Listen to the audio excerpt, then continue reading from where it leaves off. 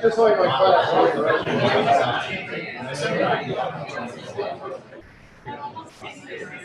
In most places, they take 5 minutes.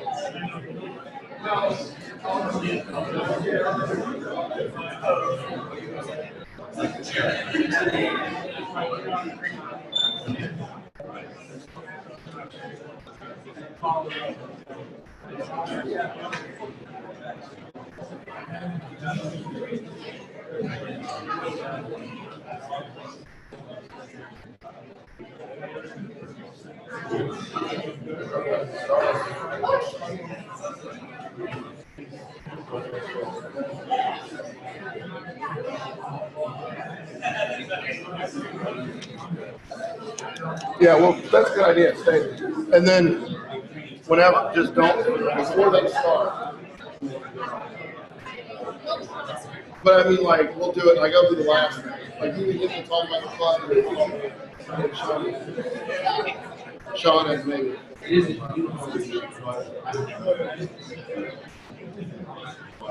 Okay.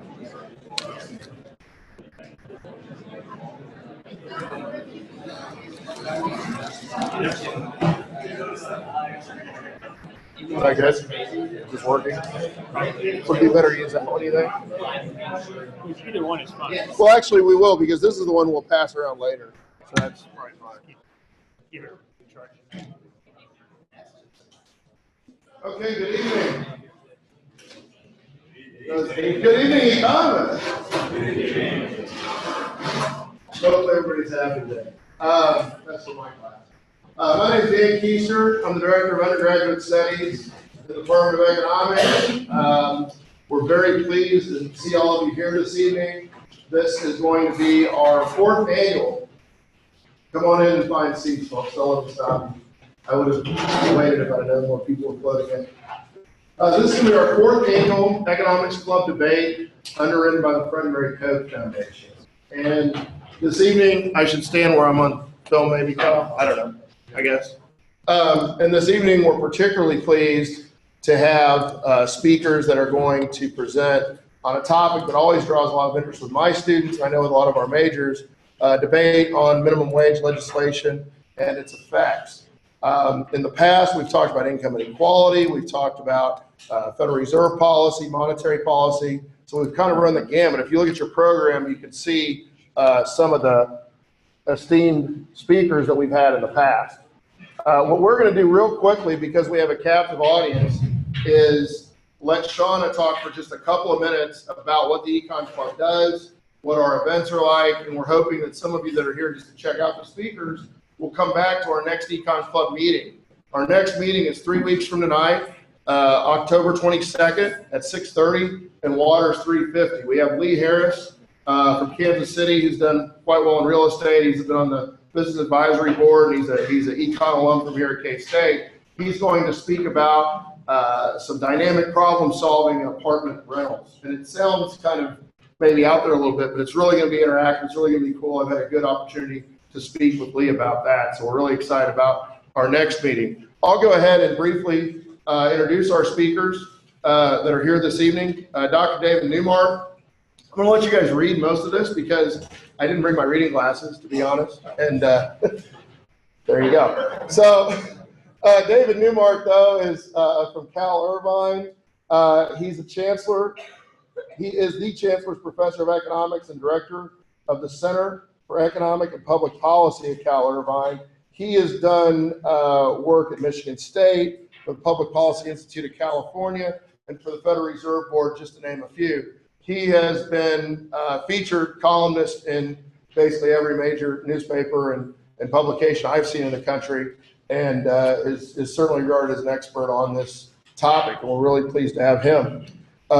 His debate opponent, I guess we call it opponent in this case, is Michael Reich. Michael is a professor at University of California, Berkeley, and the past director of the Institute for Research on Labor and Employment. Done numerous work on inequality, wage concerns, and different subjects in labor economics.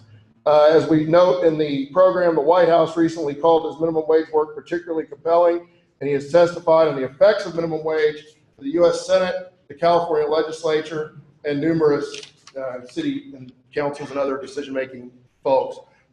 He's a PhD from Harvard, also extremely well respected in the field. So again, if you kind of look at our speakers here, we feel like we've set a high standard that we continue to maintain, and we're really pleased to have our speakers here this evening. We'll let you welcome them in just a minute, but before we do that, I'm going to go ahead and turn it over to Shauna. This is Shauna Smith, our Econ Club president. She's going to talk a little bit about what the club's about.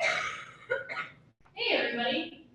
So I just wanted to give you a little bit of info on what we usually do as a club. So we get together probably 4 times a semester. Yep. So we get together and we get to listen to awesome speakers. And in the past, we've also done some really cool events. Last spring, we went to Wichita, we went to Koch Industries, and we also went to Air Capital Interiors. That was really fun. We also, we've had watch parties, which are always a blast. And then, of course, our guest speakers. And just this past week, actually, we did some career fair prep. We had Casey Darling out from the Koch Foundation, and she hung out with us a little bit at Wahoo and answered some of our questions the night before the career fair, so that was pretty fun as well. Just to tell you guys about a fun event that's coming up, on October 19th, we're actually going to be going bowling as an Econ Club. So these are all events that you'll get an email about, but that's something that I would watch for. It's definitely a lot of fun to get together with other majors or other people interested in economics and have a good time. Thank you, Shauna. Good job. Again, while we have the floor, I want to go ahead and introduce our club officers because if you are interested in becoming active in the club, we'd like you to see one of them and get signed up for our listserv. We have a Facebook page. We're pretty active in terms of promoting our event. So you've met Shauna Smith. She's our Econ Club president. Lance Conklin. Lance, go ahead and stand up. Lance is our Econ Club vice president. Krista Denault is our treasurer. And is Jehu here? He'll be here. Jehu Mede, he is our secretary, and he'll be around shortly. So any of those folks can get you more information about the club, get you on our listserv, and promote events. We do want to talk really quickly about the structure of the evening. Both speakers have kind of agreed to this. I don't know why it says 15. We said 15 to 18 minutes for our opening statements that we're going to have from each speaker. We will then have 2 pre-selected questions. We asked students to submit questions about minimum wage and their thoughts about it. And Krista will get us started off, and then Nick also has a question. And then after that, we'll open it up to the audience. So if you're charming enough to get Shauna's attention, she'll bring you the microphone. We ask you to speak into the microphone so we can keep all this for posterity. And we're recording this, so we'd like to make it available for students in all of our classes. And then after the debate, we'll have closing statements at the end. Here's a little bit, I guess that's it.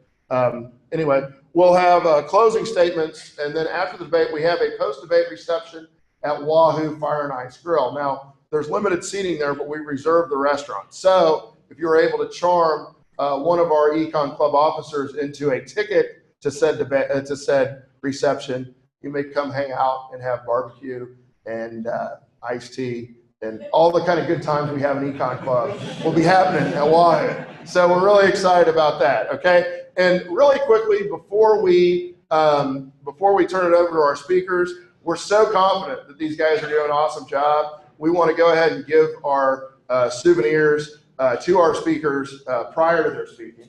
And these are our gifts from Sean. We noticed a power cat here, some pretty cool,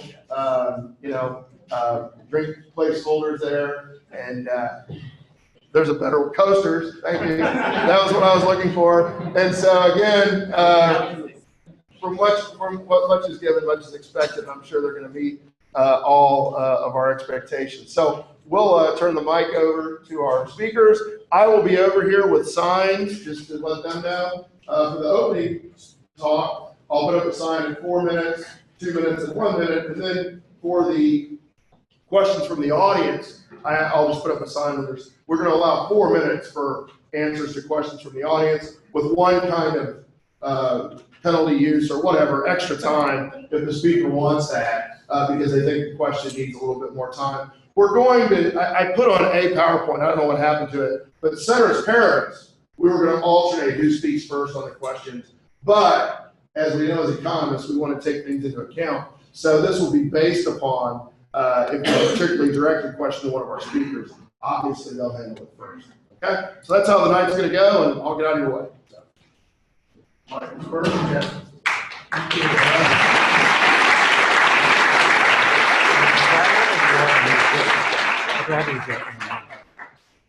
Okay, while I'm getting wired, yeah, when I was undergraduate, I remember it was a ceteris paribus or ceteris paribus, and I had professors who pronounce it each way. So look it up when you go home. And getting this, thank you very much for the gift. It shows you that gifts make friends and friends make gifts, which is a little different from what you learn in Econ 1. Start checking in your pocket. Yeah. Here, turn it on. Okay.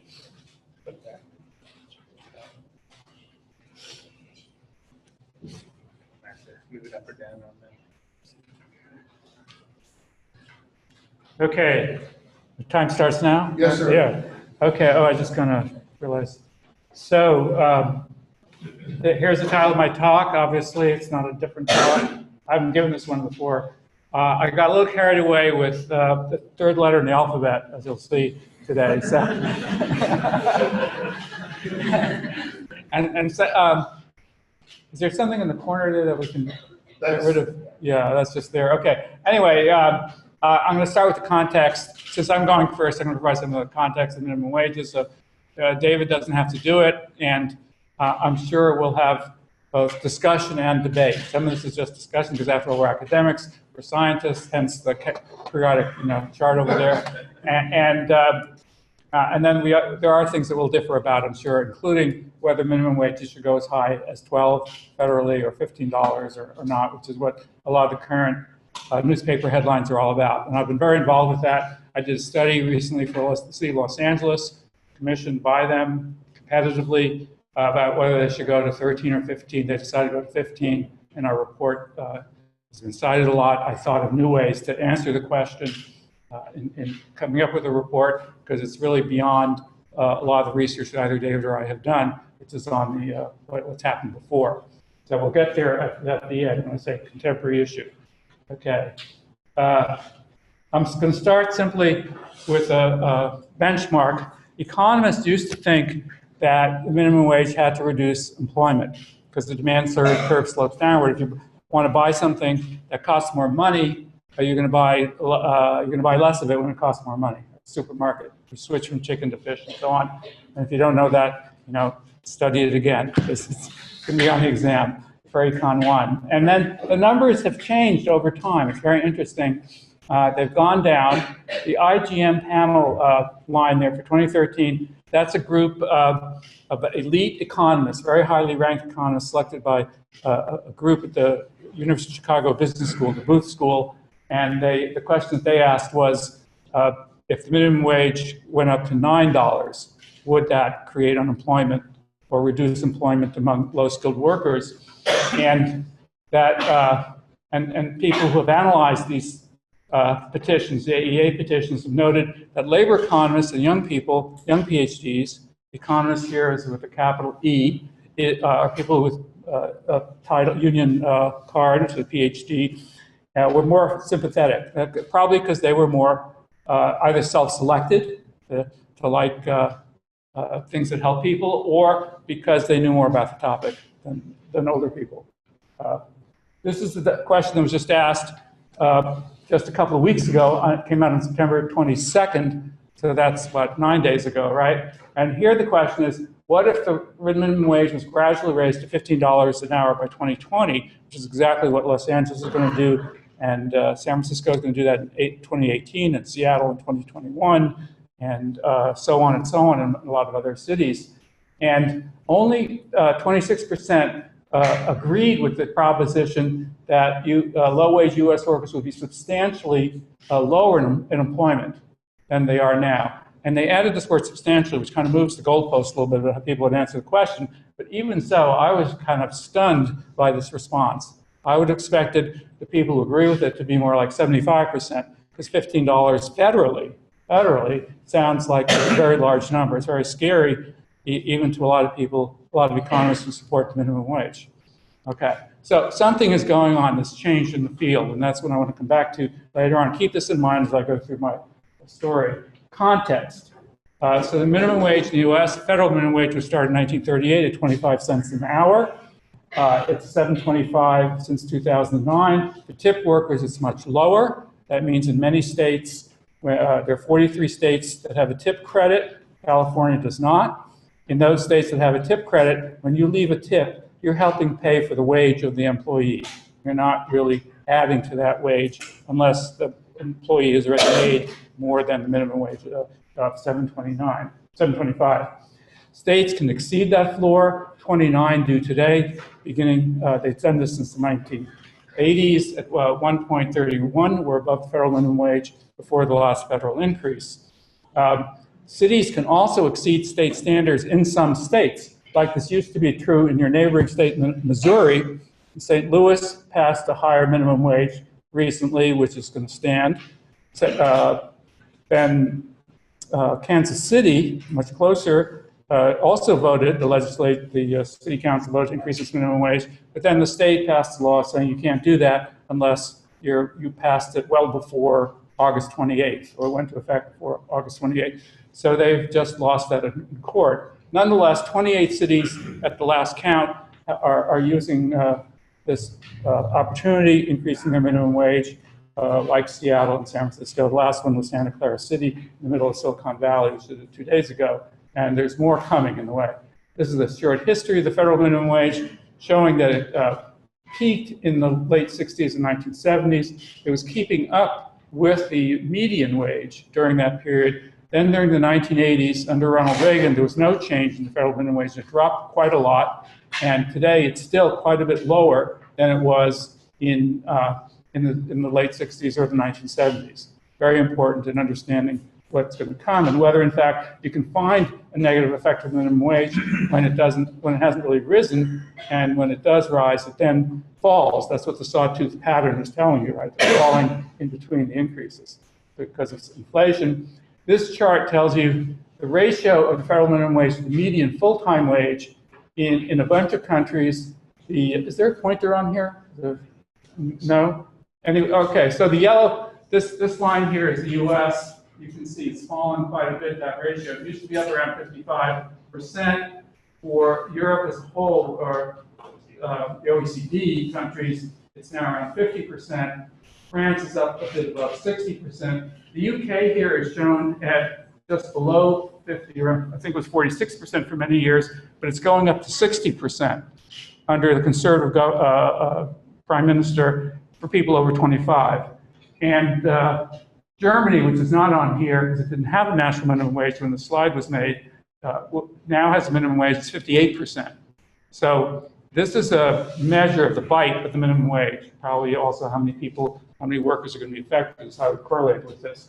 And it's a good measure. And the countries that we're most comparable to in terms of per capita GDP or so on are France, Germany, and the UK. And they're at 58, 60, going to 60, and 61 or 62.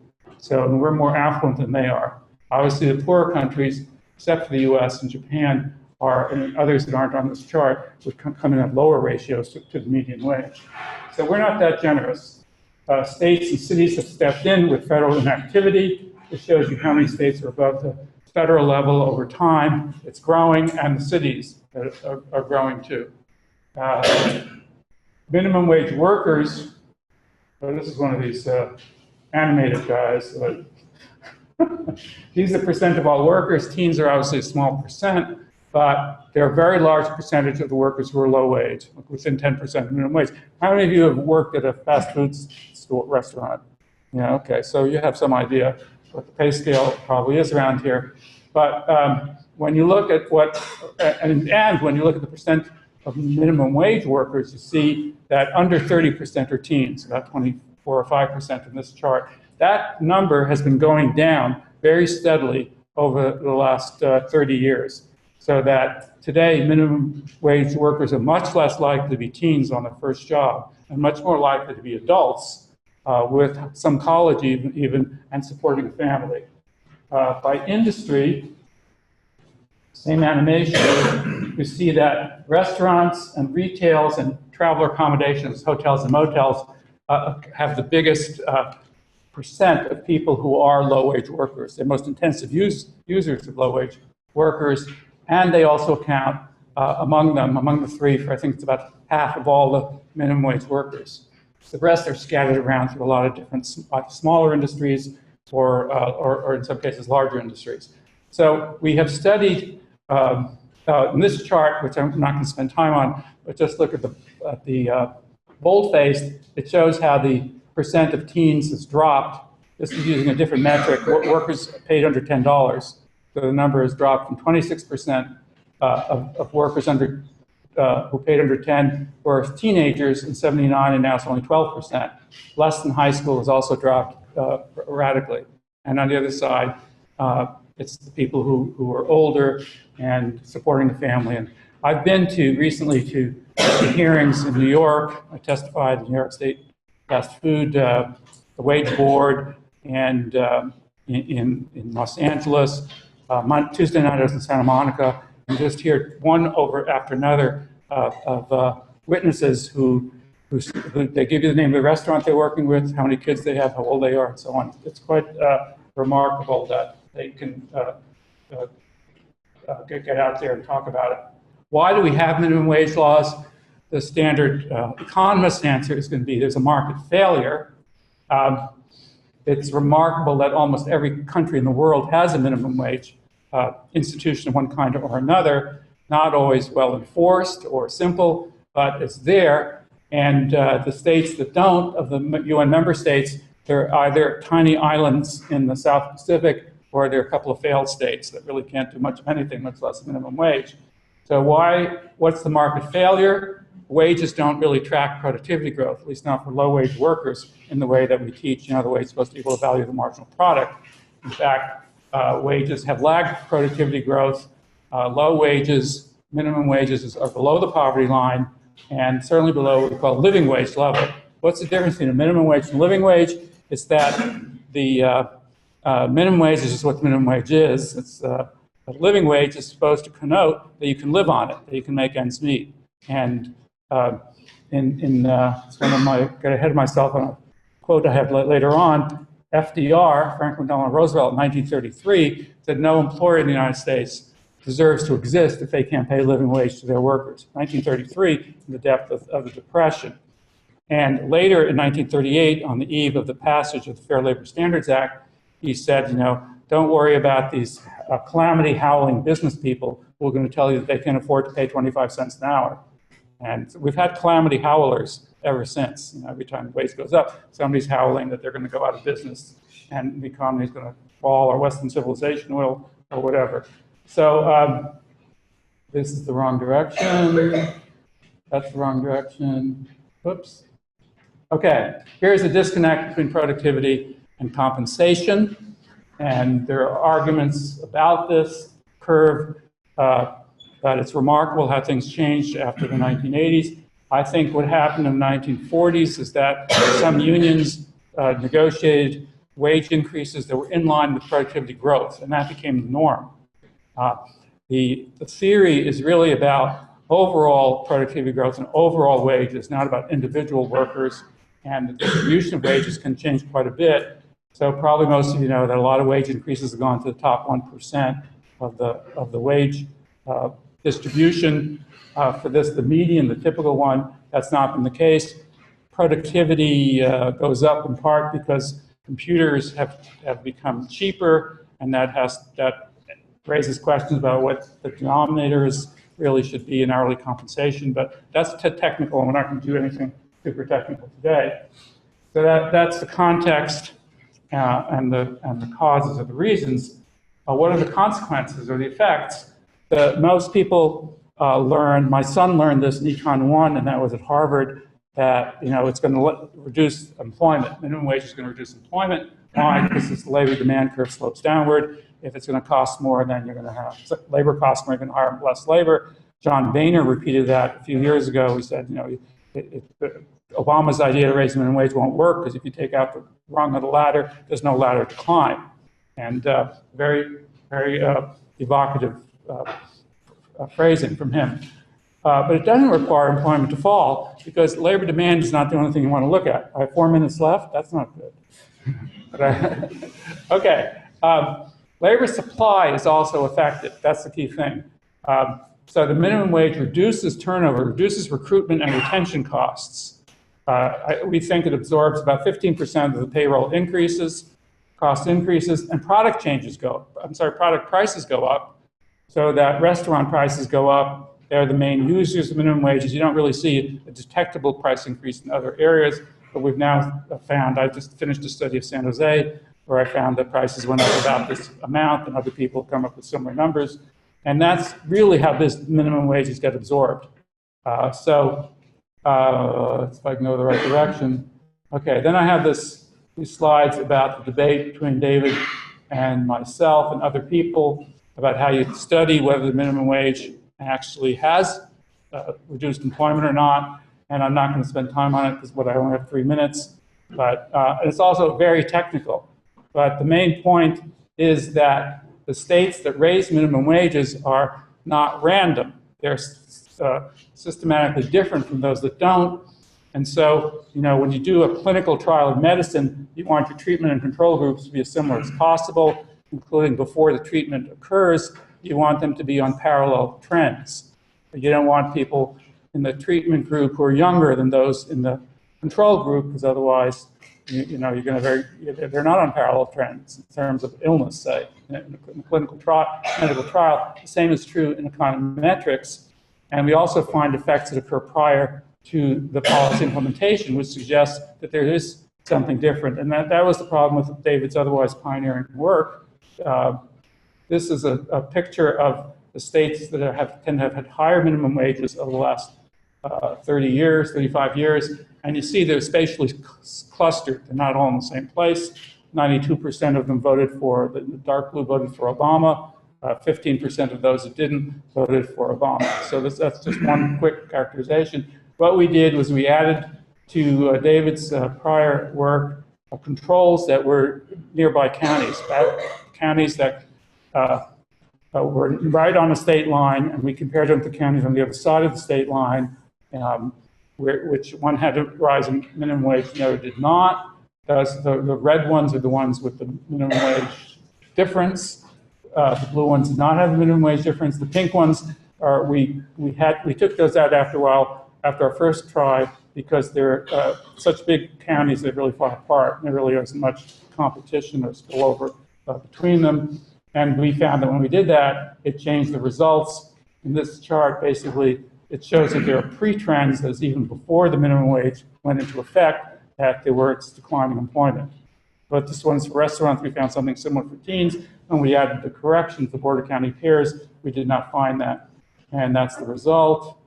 I have some slides for later. People ask questions about what's going on with our continuing controversy, because David has some answers to ours, and we have some answers to him, of course.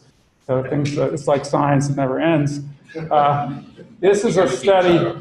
This is a summary 439 estimated elasticities, not done by us, but like other people in the last 15 years. And you can see there's a range of results, but they don't all go on the negative side. They're just as likely to be on the positive side. So what does minimum wage do? It mainly raises living standards for restaurant workers and their families, some of whom, of course, are teens. And the cost is a small increase in prices for the people who eat at restaurants. It doesn't really affect the economy as a whole. I'll talk about that either in answer to questions or in my concluding remarks. And I believe that will do me for now. Or do I have a few minutes left? 2 seconds. Okay.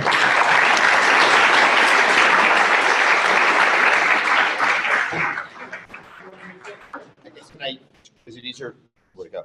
There was a mic. Well, we have it. We can use this. if you Let's do like. that, because then we don't have to keep. Eventually Let's do that. Then we we'll don't have to keep. pass it Let's do that. Then we don't have to keep trading back and forth. Oh, there's only one. Well, whatever. Look, we can use it now.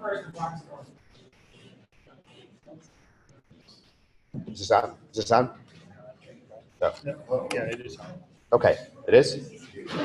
Can you, yes? Okay. So,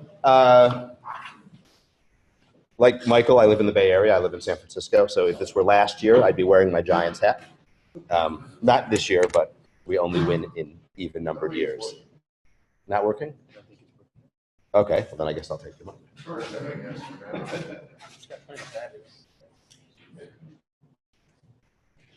That's fine. Is that working?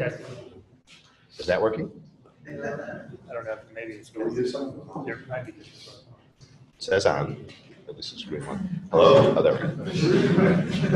All right. Don't start the clock yet. No. Okay. I feel like singing the Tom Lehrer song about the chemical elements with stuff here. So I'm going to largely present what I was going to present. Michael said some things, that prompt some response, but I'm assuming we're going to get to those things later on, so we'll hold off on those. So let me just give you a little context, and I'll skip over the things if I remember that Michael said. Why are we having this discussion? I would say 3 long-term developments in the U.S. economy have made the minimum wage debate rightly so, more prominent and more pressing, and have led to all the state increases we've seen, if not the federal increases. One, the minimum wage has not kept up with inflation, meaning the lowest skilled, for whom the minimum wage is binding, for whom that sets the wage they make, have been falling behind in relative terms. Secondly, coupled with many other changes, technological change, Michael mentioned computerization, globalization, weakened and smaller unions, so fewer unionized workers in the private sector and less power. All of these things have contributed to rising wage inequality, which means if you couple that with the minimum wage sort of not keeping up, the people at the bottom are falling further behind those in the middle and those at the top. And I would argue the minimum wage isn't just about wages, it's about family income, and poverty is one, not the only, but one measure of that. If poverty had been declining despite all this stuff going on, we probably wouldn't be so worried. But the economy has been growing, right, except for recessions, right, the country does get richer on average. Poverty rate has been very persistent, right? So for whatever reason, and it's obviously probably partly due to the wage inequality phenomena, the gains are not being shared with people near the bottom, whether in terms of wages or family income. Okay, so that's all true, right? But that doesn't mean the minimum wage is the right answer, obviously, right? There's the diagnosis of the problem, and then there's what do you do about it? And there's a bunch of questions we want to answer, and these are questions the research focuses on. One is, a lot of your econ students, unintended consequences always come up, and the obvious unintended consequence, potentially, about which there's obviously debate, is there some job loss, right? If we really think all minimum wages do is raise wages for people who are below whatever it was before, and that's all that happens, bring on the pixie dust, right? It's a great trick. Now, I don't think anyone really believes that's the case, but the question is, how big are the potential adverse effects? Who do they fall among and stuff like that? The second issue I think is key is what are the distributional effects? Who wins and who loses from a higher minimum wage? And once we answer that question, which is not easy to answer, is what we see, is what we get consonant with what we're actually trying to do. Okay. And the third, are there better policy alternatives? I will not address in my opening remarks, but I invite you to ask me about it in the question and answer period, because it's sort of an obvious question, right? Okay, what does economic theory say? Well, we're not talking labor. It's easy when goods become more expensive, except in isolated cases, people use less of them. And we have solid evidence for gasoline, for cigarettes, subsidies for green technology, and these responses don't surprise us at all, right? The minimum wage is more complicated for sure. Labor markets are not the same as product markets. And why is that? It's because decisions are made by firms about how much to hire, and labor is a derived demand, right? So there's this complicated step between the minimum wage and product price eventually, which is what's going to drive the market. And in between those sort of two ends, there's a lot of different things that can happen. What's the standard story? The competitive model. The minimum wage raises the price of the lowest skilled labor, the lowest skilled workers in the economy, right? Those workers become more expensive, raises the cost of production. Firms respond to that by reducing the use of the least skilled labor, right? And perhaps increasing use of other inputs instead. So substituting towards mechanization. Think how much capital there is behind a McDonald's counter these days, or towards other workers maybe who are a little higher skilled. But that substitution results in higher production costs, because if firms could produce that cheaply before, they would have made that choice. Okay, the production costs lead to higher prices. So it's true that lead to higher prices. Michael did leave off one thing, that those higher prices do reduce consumer demand, and obviously that's the thing that potentially leads to employment, or one of the two things that potentially leads to employment costs.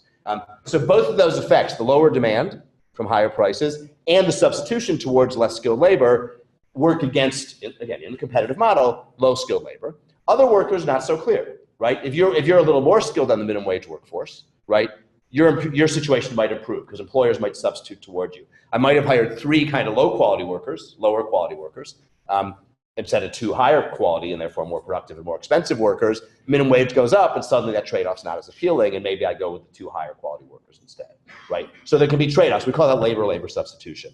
And it's very important because that's one of the things that can make it hard in the data to figure out whether there's a disemployment effect, because it's really hard to isolate just those who are affected by the minimum wage. Our data usually, unfortunately, aren't that rich, although our data get better and better in labor economics. It's kind of amazing. There are non-competitive models where things are more complicated. I have serious questions about their application to sort of low-wage labor markets, high turnover, low-skill markets. But you can't settle theory with theory. You can settle theory with data. So the ultimate question is, what does the data tell us? So a brief history of evidence on employment effects of minimum wages. Until the early 1980s, there wasn't, as Michael said, there wasn't any state variation except for some really minor exceptions. So the only thing we had was a national minimum wage. So all we could do was sort of time series regressions, most of you know what those are, using just the variation in the national minimum wage. There were a ton of these kind of studies. They were summarized in a very famous review in the early 1980s. And not surprisingly, because everyone was kind of doing the same thing, maybe adding a year of data when another data came out, little tweaks, but they were all kind of using the same approach. There was a pretty uniform finding that the elasticity of the employment of young workers, and it was sometimes teens and sometimes 16 to 24-year-olds, the elasticity of that with respect to minimum wage is about -0.1 to -0.2. And you often see that referred to as the consensus range of minimum wage effects. It is a consensus, but this is the early 1980s, and we're already 35 years later. But what that means is 10% increase in the minimum reduces employment of strongly affected groups, which at the time meant, because that's what the studies looked at, young workers by 1 to 2%. Okay, but there's a problem with those kind of studies, and the problem is what we call either the counterfactual or sort of what's the control group, right? And the question is always in sort of all public policy evaluation, indeed in much behavioral research, what would have happened otherwise, right? And the problem with using national data is we didn't observe the economy without the minimum wage increase, right? It simply does not exist.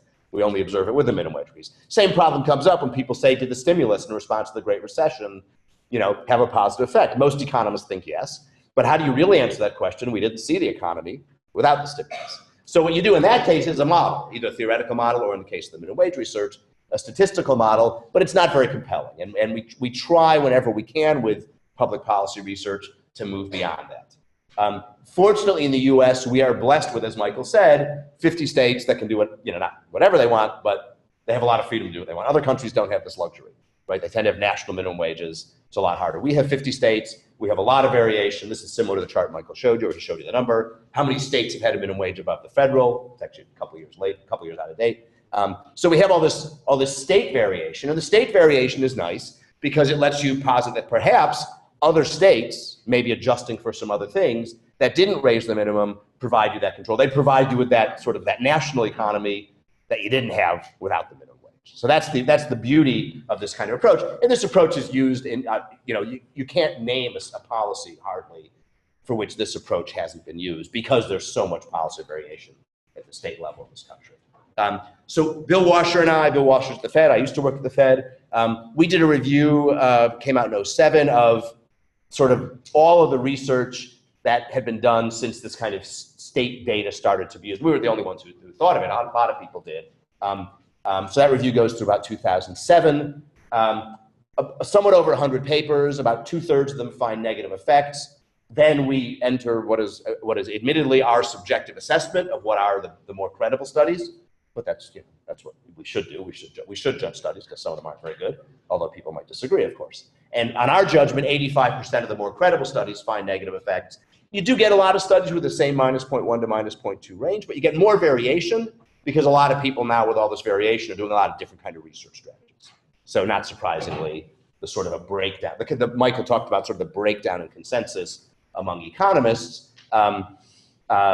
I have some issues about the data he presented, what we can talk about later. But there certainly is more divergence of opinion, and that's a reflection of there being more divergence of results in the studies, presumably. The research that Michael and his colleagues has done has made, I think, an important contribution, and that's evidenced by the many other papers that have sort of spun off or addressed it, either positively or negatively. That you want to influence researchers even if they disagree with you. And he and his colleagues have focused on the question, which was not asked enough in the past, well, which states are the right controls, right? And the problem basically is one of minimum wages are not randomly assigned. That's always our experimental idea, right? If I was God and I could sort of randomly assign minimum wages to states, I could, and then we could settle our dispute, right? But that's not the way the world works, right? State legislators, governors, referenda, however they do it, so at different times adopt minimum wage increases, and they might do that in response to or coincidentally, at the same time as other changes. So there's this question of what states you should use as control. So we disagree on the conclusions. He's right, it's really technical. So I'm not gonna walk through much of it. I'll just summarize a few things. There's ongoing work. I got a ton of paper by Michael and 3 of his co-authors Tuesday night as I was packing. So it's an active area of research. Let me just, and this is, you probably can't read this, but let me just sort of summarize. This doesn't have the paper I got Tuesday night on it. I hope you'll give me a little forbearance there. But this is a number of, I think most of sort of you see the earliest study on here, I think is 2009, if I'm not mistaken. So, and I break these into two things by the green line. The top panel is the kind of thing that Michael and his co-authors have advocated. And the most important thing is that what says geographically proximate. He actually showed you the map where he's using the bordering counties. And the idea is that states that are nearby provide better controls, right? That's an assertion. And in papers that we have both subsequently written, we've started to say, okay, is that right or not? But it is true that those study designs, generally, not always, generally give you a minimum wage effect that's a lot closer to 0, okay? Then these other new papers, ours is the first one where we sort of get at that question a different way. There's a bunch of other papers that try to solve this problem of what are the right control states in a lot of different ways. And let me just touch on 2 of them that are important here, I think, only because they're a nice illustration of the solution. That's the Clemens and Wither paper and the Thompson paper. The problem that Michael and his colleagues have raised is, well, what are the right states to use? What if we compare a minimum wage increase to another state, but other stuff was changing, and that what we're seeing isn't the effect of the minimum wage, right? So maybe we spuriously or incorrectly conclude that low-skilled employment, teen employment, whatever, restaurant employment was falling. What those 2 papers do is they sort of cut through the problem. They look within state. So the Thompson paper looks across counties and does sort of low wage versus high wage counties within a state. The Withers paper looks at sort of workers who are affected by the minimum versus workers who are close to affected by the minimum. That is, they earn wages a little bit higher. And the idea by doing that, by sort of looking at the relative effects of minimum wages on in those cases, is you can sweep out all the state time variation. You can sort of, for those of you who know what the regressions are, you can put in a whole set of state by time dummies and just avoid the problem altogether. Everything is done from within state variation. whether the state was adopting the minimum wage when it was booming, when it was contracting, when teenagers were stopping to work, whatever the case might be. Both of those studies find very strong negative effects. And that's important to keep in mind. I would say, Michael and his co-authors focused most of the criticism on my work, at least recently, until recently. My estimates are actually often a lot closer to his. Right? They're not. Mine tend to be significant. Minus 0.15. They have a lot of minus 0.06s, minus 0.07. It's not significant.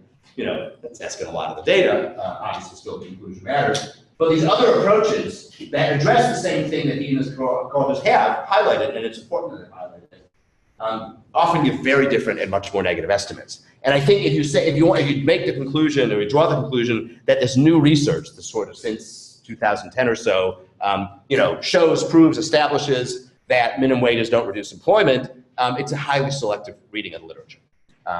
Some studies show that, but obviously there's a lot of studies that don't, and they are addressing the same problem that has been highlighted. Okay, I said that. Okay, job loss doesn't mean, sorry, let's get blocked off for two things, that we shouldn't raise the minimum wage. Okay, so I've talked so far about employment effects, but remember I said distributional effects are important, right? Even a minimum wage could throw some people out of work and still be a good idea, right? And if you don't believe that, you probably don't believe the government should play any role in the economy, because name your regulation, right? Somebody probably loses a job somewhere. When we finally adopt sort of reasonable climate change policy, oil workers in Louisiana are probably not going to be really happy about that, right? Does that mean we shouldn't do it? You can have your own opinion, but the point is there's other reasons we do things, where we adopt regulations, to pursue some benefit. You may or may not think it's a good benefit. You may or may not think that's important. But whether somebody loses their job somewhere doesn't determine whether that's a good idea or not. So how do you evaluate the minimum wage? Are we getting out of it what we want to get out of it, even if there is some job loss, right? I think the best case for this is from Senator Edward Kennedy's biography. He was always one of the main sponsors of minimum wage legislation until he passed away.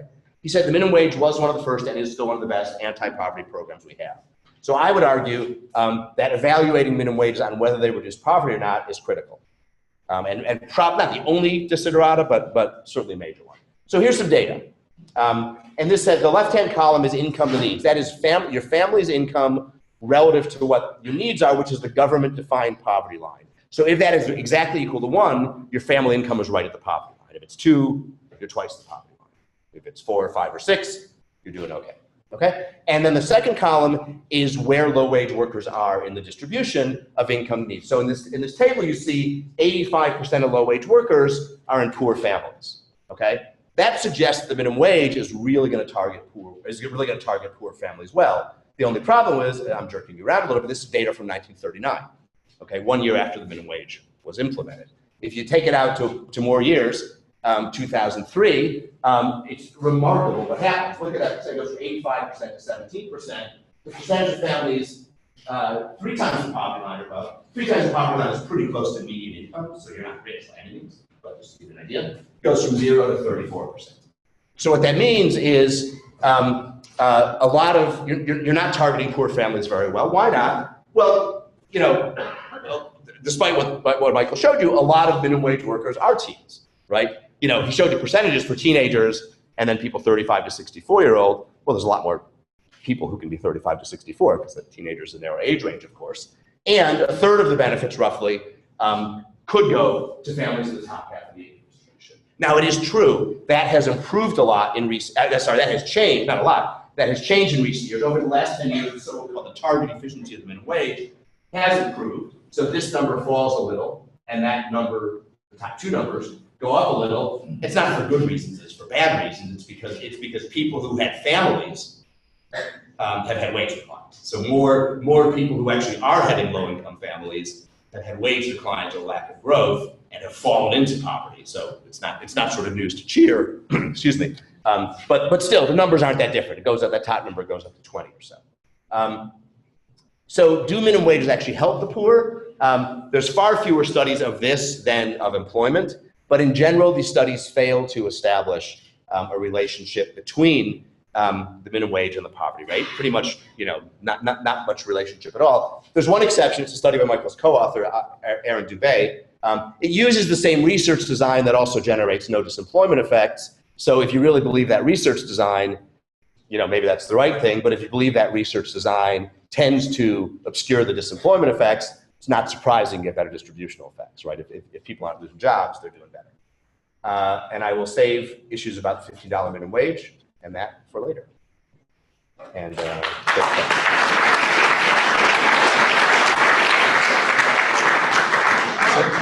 now we're going to awkwardly test. Let's see. If you turn that mic off, see if this works. So if that mic is off, this mic works. That's what it works. Okay, so our first pre-selected question from the audience, maybe, will it work momentarily? No? Oh, sorry. It's dead. Okay. Try again. Okay. So our first question from the audience, and we may have her come up here so we can record this if it's okay, Chris, is going to be our Econ Club officer. Krista is going to ask the first question pre-selected from the audience.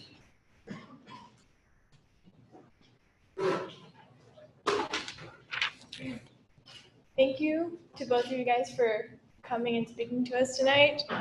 And my question is directed to both of you. How concerned should we be for minimum wage workers with the labor-saving technology that's becoming more popular? For example, in McDonald's, they're changing cashiers out for kiosks.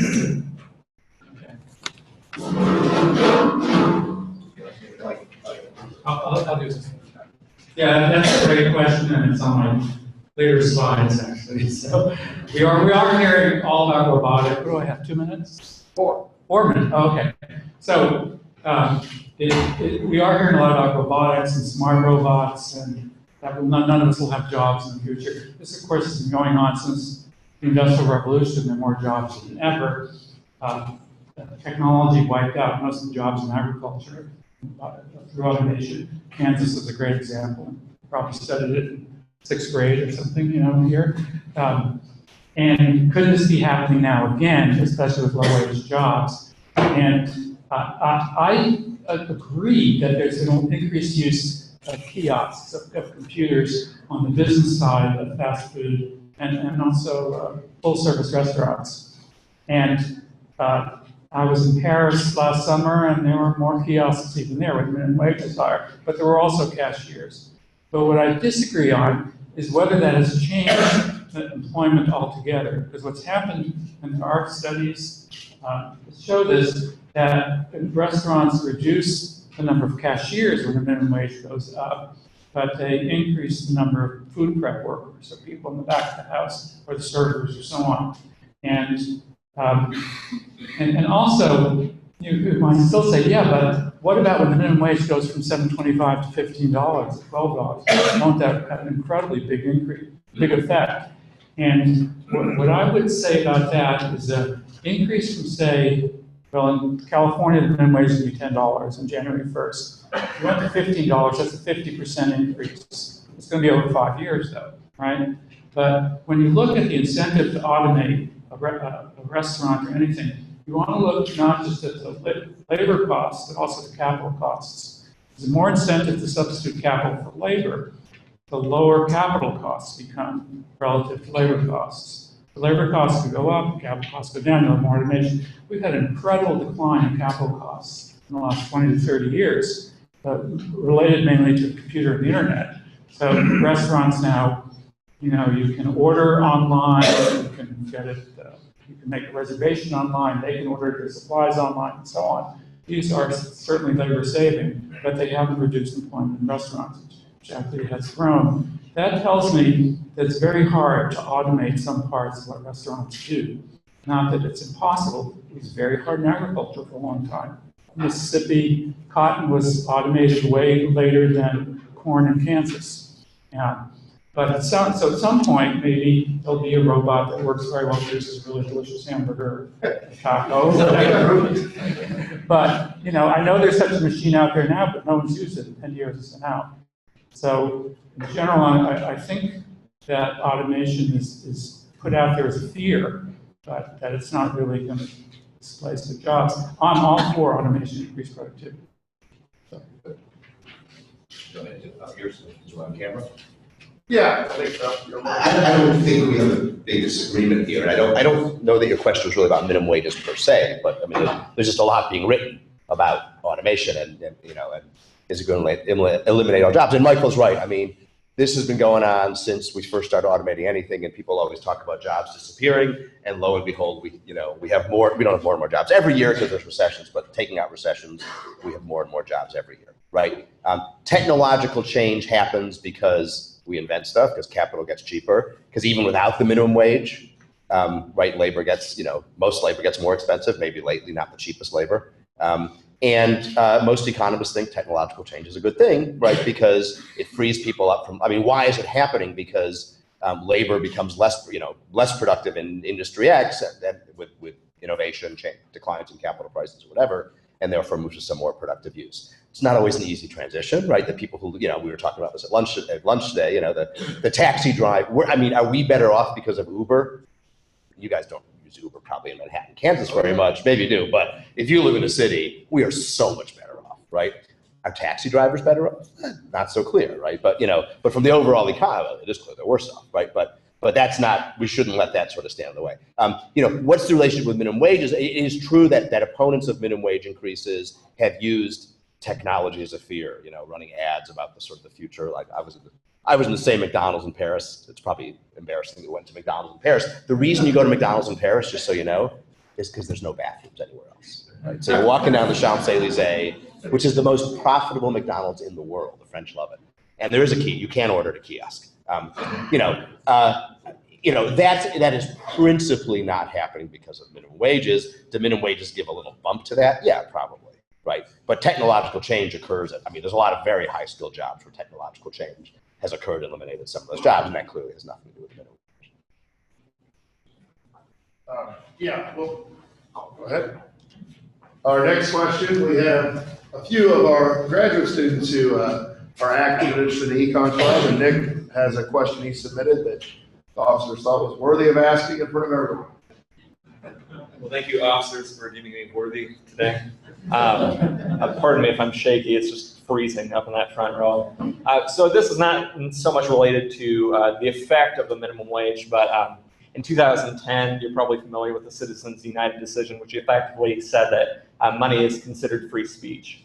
So you can develop a political action committee and raise an unlimited amount of funds that can be used towards supporting political candidates. So my question is twofold. One, do you feel that PACs or political action committees can have undue influence on politicians? And two, could this undue influence from very wealthy people delay or completely shut down legislation to enact higher minimum wage laws? You're asking this at an event sponsored by Koch. Oh, yeah. Yep. Who I should mention have been very supportive of everyone who brought out. Yeah. Let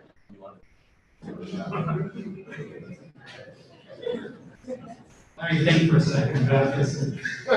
In the meantime, Kelly, I didn't go to the bathroom at McDonald's or eat a hamburger. I was just told by someone from a DC think tank that couldn't find any cashiers in that McDonald's. I found them, so that's funny.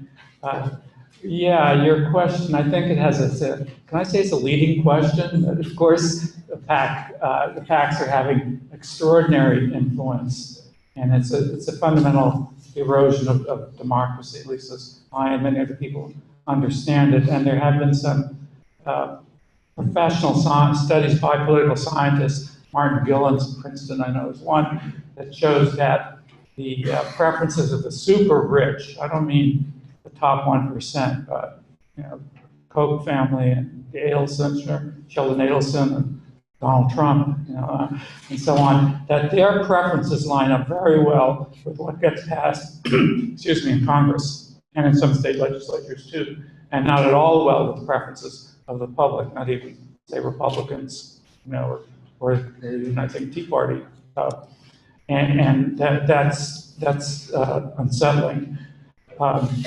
Could it mean that we can't get minimum wage legislation passed at the federal level. It could well mean that, yeah.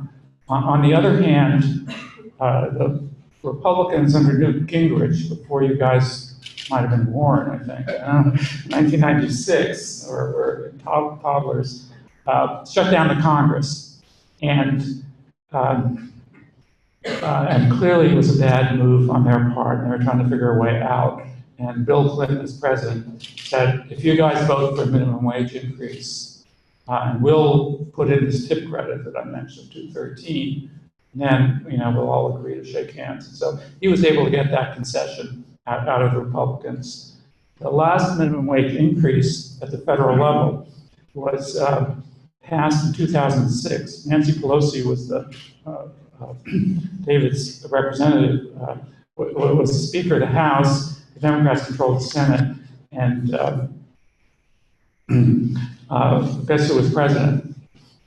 It wasn't Obama, it was George W. Bush, and he signed a minimum wage increase. That increased the minimum wage from $5.15 to $7.25. It's a pretty substantial increase over just a 3-year period. So you never know. If the minimum wage polls extremely well, I have some slides coming up on that, that equals $15. A large majority of the U.S. wants a federal minimum wage that high. And so at some point, the Republicans might say, let's take this out of politics, because it might lead us to lose the election. And minimum wage issues were on the ballot last November to 2014. And in 4 states, all so-called red states, Alaska was one, and I've already forgotten what the others were, probably Montana, exactly. And before that, it had been passed in Arkansas. And also at the same time, quite a few cities voted for minimum wages, and San Francisco's by 77%. Yeah. So, okay, I don't even need a minute. I'll now just a question on other topics. I'm not an expert. I don't think there aren't only right-wing donors. Of course, there is George Soros as well. But I would say on minimum wages, Michael's right. Opinion polls are strongly positive, and that's why I don't know that there's been one that's lost in a referendum in a long time. I could be wrong, of course. It's a selection on whether the referendum comes up, so that's not a great experiment. I know when I've testified in Congress on minimum wages, and it was around the mid-90s increase, my impression listening to questions from the representatives was most Democrats were in favor no matter what I was going to say. Some Republicans were against no matter what I was going to say. Not against me, against the minimum wage increase no matter what I was going to say.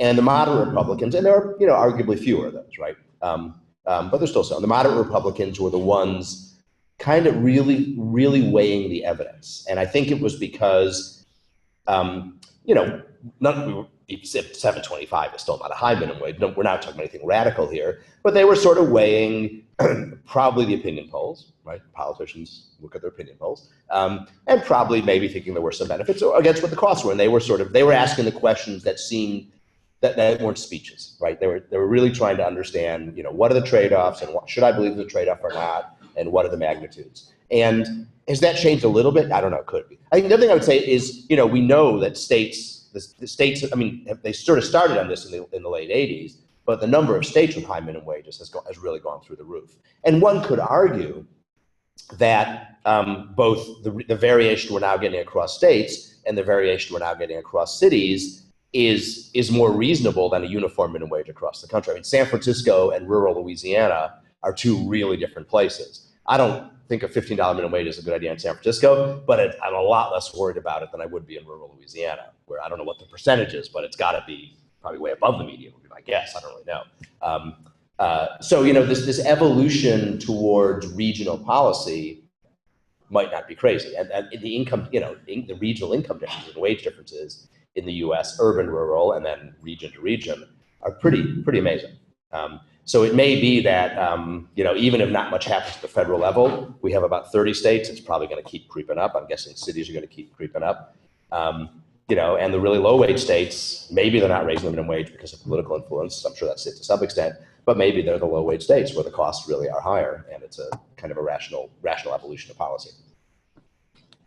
And Shauna will start to find questions from the audience now. Those were our pre-selected. You gotta grab the mic and but still have them come up. We'll switch to the, okay. Go ahead and just speak loudly for the mic. It's okay.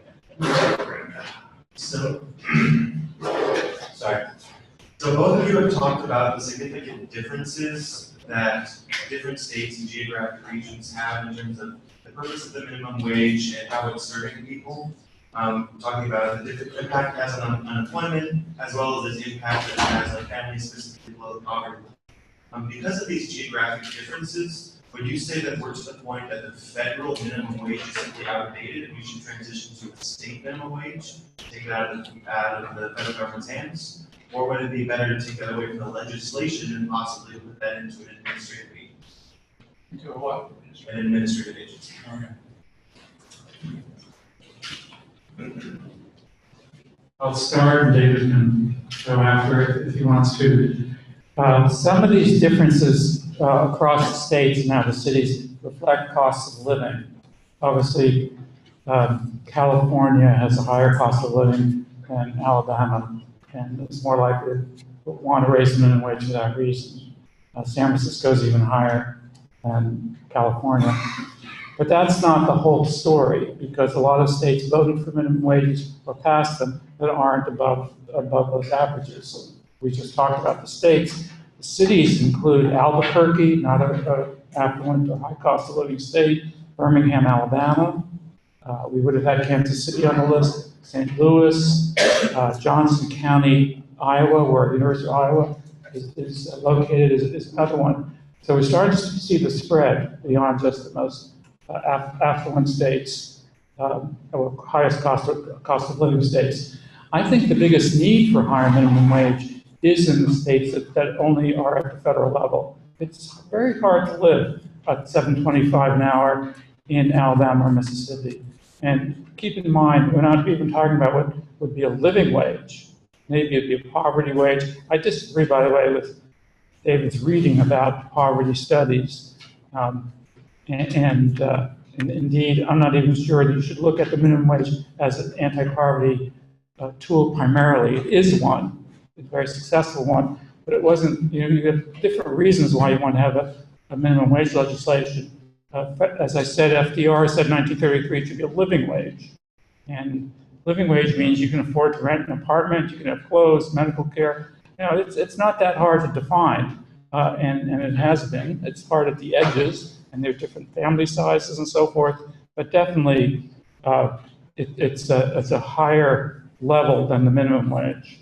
And a lot of the advocacy groups have been saying $15 is a living wage. It isn't really in San Francisco, but it would be in quite a few, Sacramento or in Kansas City, if Kansas City went that high. So anyway, I think the states that haven't raised the minimum wage are the ones where people are worst off. And you see this on a lot of indices like their poverty rates. And so it's really important to have a federal standard. I can tell you that Congress debated whether to have a regional minimum wage differential in the 1936, 37, 38, and they finally decided to have a national minimum wage, even though a lot of the Southern voters in the Congress were more worried about it because the bite was going to be much greater there. The South was much poorer then, even though it is relative to the U.S. now. And it did upset some of the industries, but it also had a tremendous dynamic effect on the Southern economy in integrating it more into the national economy. And if you want to read about that, Gavin Wright is the kind of premier historian of the South, economic historian, W-R-I-G-H-T. There's a book called Old South, New South, and he has a newer book on the economics of the Civil Rights Revolution that shows the same thing happened in the 1960s when the Civil Rights Movement took off, but also the minimum wage was extended from manufacturing to almost all workers. And to an amazing extent, the South started prospering after that Civil Rights Revolution and the increase in the minimum wage in a way that hadn't before. So there are long-term dynamic effects when you make labor more expensive that can actually promote industrialization and advance in the economy. It's not just, oh, we're going to go off a cliff here.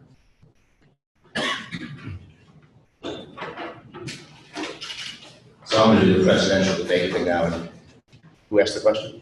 Not answer your question, but answer what he said. Because I mean, there's no taking it out of federal policy. I mean, we're not going to pass a law that says the federal government can't pass it away. I want to make 3 points. First of all, I don't know the economic history very well, but the South took off for a lot of reasons. And to claim it was because the claim was the minimum wage, I think is a real stretch. The second point I want to make is I think you want to be really careful in listening to people talking about the minimum wage. In just drawing a separation between what's a moral judgment and what does the evidence tell us. So FDR's quote, I don't remember it directly, he did say that, that's a fact, right? But that's a moral statement. That doesn't say anything about whether raising the minimum wage is a good idea. And if you believe that minimum wages reduce employment a lot, maybe some of the estimates bigger than mine, you'd say, well, you could say those businesses don't deserve to exist, but then some people wouldn't have jobs, right? So the issue, again, that's an open question. There's debate about that. But I think to bring in the moral arguments, if you want to make a moral argument for minimum wage, go ahead. I can't argue with you. Ask your priest, not your economist, is my view. But we want to really keep those things separate. The last thing I would say is not so much in direct relation to this issue about the South or low wage areas, but when you hear this claim, oh, you can't live on the minimum wage, right? A family, with one breadwinner, a family where one breadwinner can't live on the minimum wage. That's true. That'd be a really crappy income, right? 7.25 times 2,000 hours a year, if you're lucky enough to work full time, is less than $15,000 a year. But that's not how our country works, right? There's a lot of other income support for low income families. You might well argue it's not enough. I would actually share that view. Are we stingier than other Western countries? Absolutely. Right, but it's simply a mischaracterization of the way of policy to say it. So one of those policies is this one here, the earned income tax credit. I raise this because this is typically talked about as it's not either or, it can do both, but it's talked about as one of the principal income supports for people who work, which obviously the minimum wage is also, because if you don't work, it doesn't do you any good. There's other policies, things you get even if you don't work. So leaving those aside. What does the earned income tax credit do? Let me just isolate one column. If you're a family with 2 kids, you get your first earnings up to somewhere in the it tells you here up to somewhere in the, above 10,000, between 10 and 20. You get a 40% subsidy. What does that mean? The government writes you a check for 40% of your earnings. Okay, it's a lot of money, right? Does it make you rich? Absolutely not, right? These are still low-income families. But that's a substantial boost to incomes. And then what happens is it varies with the number of kids. It hits a max, or we'd all be getting it, and then it phases out. So so people like me and Michael aren't getting it. But it's a substantial income support to low-income people. So first, second of all, a lot of minimum wage workers are not the primary breadwinners, right? One of my favorite stories. It's a little, it's not disingenuous, but my daughter, when I lived in San Francisco, she was in high school. And she worked at a little gymnastics school in the sort of the Chinese part of town. And she came home the day San Francisco, I think, first raised its minimum wage. And she said, Abba, she calls me, Hebrew for daddy. She said, I got a wage increase from a higher minimum wage. And I said, that's not for you. I said, I guarantee you the guy who runs that little gymnastics school makes 1/3 of what I make, right? So why should you get a higher minimum wage? And she wasn't going to give it back, obviously. But it makes the point that are there people on the minimum wage who need help? Sure. The problem is that using the minimum wage is a real scattershot way to help them, and it's because of those numbers I showed you before. The earned income tax credit, not perfect, and neither does anything for people who can't work, disabilities or whatever. That's a whole different problem. But the earned income tax credit, by its structure, goes to low-income families. It's a simple policy to administer with pretty high take-up and not much fraud, because it's just done on your income tax form, right? If you're eligible, instead of your money going to them, their money, our money, goes back to you. And we can talk about what makes more sense, better, using combination or whatever, but an argument that, the only thing we should think about is whether a family can live on the minimum wage is not the right way to think about it. Any other questions? They're all leaving.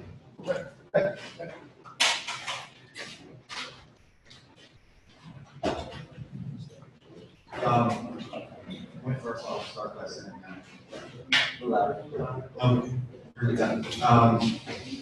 I am a Democrat, and I'm a big Obama supporter, but I'm not a supporter of raising the minimum wage. And this may not pose a question, which is a rebuttal for one of you, but this goes back to the first question. I think there's a lot of concepts and ideas that can answer these questions outside of raising the minimum wage and not raising the minimum wage. There's a lot of talk about the cutting out of the middleman, as what we'll call it, bank tellers, for example. And we should encourage the idea of this increase in technology, advancing, because it goes back to our history. When we do have this advancement in technologies, and odds are in other countries, far more better off. But what this problem poses is that I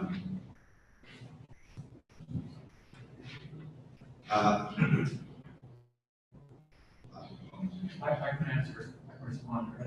So Obama's administration has created jobs. That's one of the ways we get through it, and that's smart policy. Through smart policy, we can overcome, technology advancements, any advancement of any type. And so instead of continuing the question out, since you have an answer already, I'll let you answer. Okay, the last part of your remarks are very on target. If we had the capacity to have better fiscal policy in this country, we would generate a lot more jobs than we have, and wages would start to rise that haven't risen. And so you could say, well, who cares whether the minimum wage costs jobs? Because jobs are created if we have the right smart policy. In this discussion and debate that you and I are having, we're doing the ceteris paribus assumption, which is assumed that everything else is the same, when in fact it isn't. But that's just because we're scientists and we wanted to understand minimum wage policy on its own. That's my main kind of answer. But now I've lost my train of thought because your earlier part about smart policy. I don't regard the minimum wage as the only policy to raise incomes or to reduce poverty. And we do, and we should have a broad range of programs for that. Minimum wage doesn't touch people who are not working, right? And a lot of them are poor. So it's clear you can't eliminate poverty just by raising the minimum wage.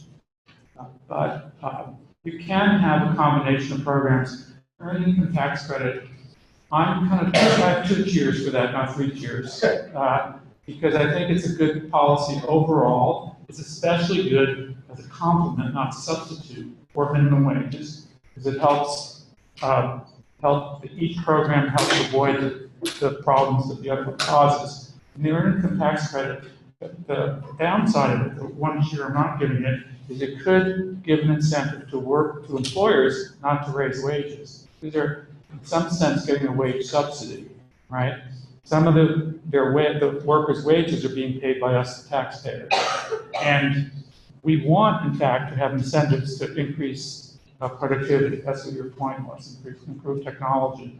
And so that's why the minimum wage increase works toward improving technology, productivity, improving standards. But generally, they work much better when they're together. People who are against minimum wages often say we should just rely on the earned income tax credit as a substitute. I'm not saying David said that, I didn't say that. But the other problem is, well, are you going to be able to increase the earned income tax credit? It has the same problem as Republican Congress, which doesn't want to do anything that would create increase our expenditures coming out of our taxes. We probably have time for 2 more questions. The way this is going, so I know there's a few. You have to get Sean's attention.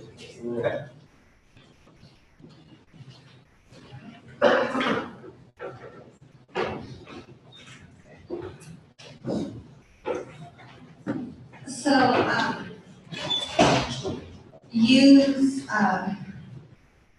don't remember your name. and with the one that is against increasing the minimum wage. I don't believe I understand. I think you need me. So you talked about the federal subsidies that we can use instead of increasing minimum wage. But don't you think that instead of by increasing federal subsidies instead of increasing the minimum wage, aren't we teaching Americans that handouts are better than hard work?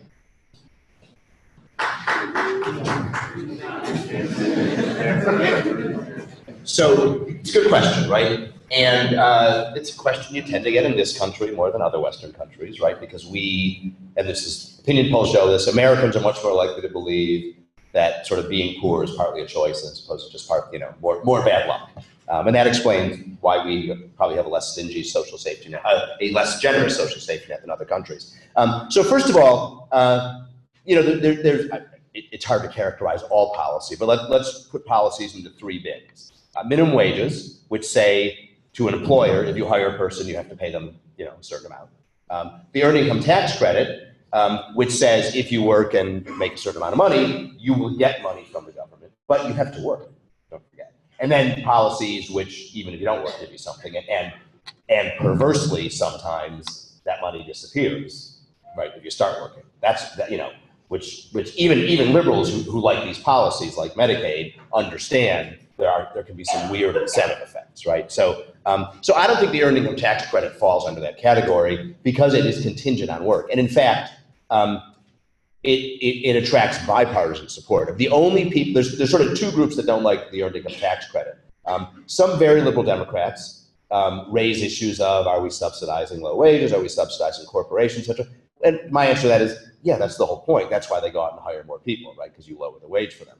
But people make more at the end, combining the wage plus what they get from the government. And then people on the extreme right who think there is no role for the government in redistribution, obviously would not like, the EITC, right? But aside from that, it's not a real. If you look at when it was created under Ford. I don't know the whole legislative history, but my sense is it has not been a thing pushed by Democrats, particularly more than Republicans. I know I can't remember which of the candidates because there's so many. One of them has come out strongly for increasing the EITC, and in general, it attracts a lot of support. I mean, it does require higher taxes, and that's an issue. I have a slide here that I want to somewhere. I don't know where it is, but I know what I was going to say anyway. So. There is a question of, we know what's happened is rising inequality. We know poverty has not gone down despite a growing economy. So I think most people, not everyone, but most people would say there is some role for governments in assuring minimum levels of income for some families. Conservatives and liberals, they disagree on how to do it, right? And they disagree to some extent on how strongly they want to do it. But as long as you think there's some role for redistribution, right? In every Western society redistributes money, top to the bottom. I think there's a reasonable argument that the minimum wage is a really goofy way to do it, right? And that's for two reasons. First is who gets it, right? And who gets it is low-wage workers who are not necessarily, and as we saw, often not poor or even low-income families, right? Who pays it? Low-wage employers. Are low-wage employers evil sleazebags who don't deserve to exist? Maybe you think that, right? But a lot of people might think that of the guys who work at Goldman Sachs too, and they're not going to pay for the higher minimum wage, right? Because they're not hiring any low-wage workers. So you're doing redistribution that doesn't take from the top, right? It takes from people who happen to be in industries that use very low-skilled workers. I don't know that a restaurant owner is more evil than a car factory owner in any sense of the word, or evil at all. Just guys who build cars are really productive, and they don't get anywhere near the minimum wage. And guys who flip burgers are very low skilled. That's why there's a lot more teenagers there, and they don't get paid much because they're not worth that much. So we're taking the money not from the wealthiest, and we're giving it not to the poorest. The earned income tax credit, or essentially anything you do through the tax system, right, is much better at taking from the people who make the most and giving to those who make the least. And no matter how much redistribution you want to do, or for any kind, I think you could get pretty widespread agreement that in general, that's what we want to do, redistribute from the top towards the bottom. And in that sense, I think you do have the handout problem, but the EITC in particular, I think, is pretty immune to that.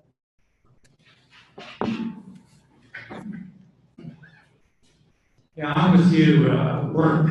You should work for a living and not get handouts when you can, and you can always. And a lot of our welfare programs are for people who temporarily, the original idea of people who are temporarily displaced, for reasons other than anything to do with their own, or maybe because they got a divorce or whatever. And some of them have become permanent programs. Food stamps, for example, about a quarter of Americans live on or get food stamps. And that's not a program you have to work on. I've done a study that shows when the minimum wage goes up, the number of people on food stamps and the expenditures on food stamps goes down quite a bit. The increase to $10, the federal minimum wage would save something like $5 billion a year in federal spending. It's all paid for by the feds.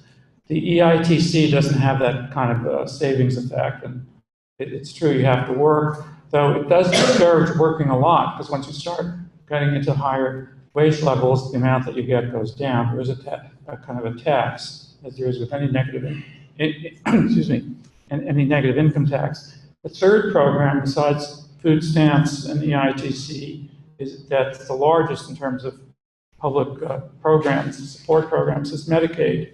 In California, 1 in 3 families are on Medicaid. That's extraordinary. And it's probably not a lot lower than that in Kansas. And that's, you have to be like within 138% or something of the poverty line if you've expanded Medicaid under under Obamacare. So that also doesn't require you to work. Most people would prefer to be able to pay for their health insurance and to pay for their food out of their earnings and not out of what do you call it, handouts or subsidies or whatever, regardless of whether it's got a public stigma. It used to be you go to the supermarket and people on food stamps had, give these really big pieces of paper, which were literally their stamps. That switched over to a credit card or debit card system, so it's more anonymous. But that doesn't remove the stigma, I think, for a lot of people getting it. And so that to me is troubling. I think we should promote a system based on work. EITC is one of the better programs, but even, as I say, it's not a panacea by itself. I think it works much better with a rising minimum wage. I think David is caricaturing a bit how many affluent families have minimum wage workers. It's true at the median, but hey, median family income has not been rising for a long time. Median wages have been falling for a long time. Even up to 70th percentile, wages have been falling. Those families need the secondary earner. That's the only reason their income hasn't fallen. So it's not just people who are below the poverty line who need a raise. The whole country needs a raise, really, at least except for the top 1%. And so I don't have a problem if some of the people who are getting a minimum wage are middle-income people, or 3 times the poverty level, or 2 times the poverty level. That they're needy also, as it turns out. Not maybe by these arbitrary poverty level definitions, but they're not riding high. They really could use those earnings. We have time for one more question, or leaving it up to the president here. So.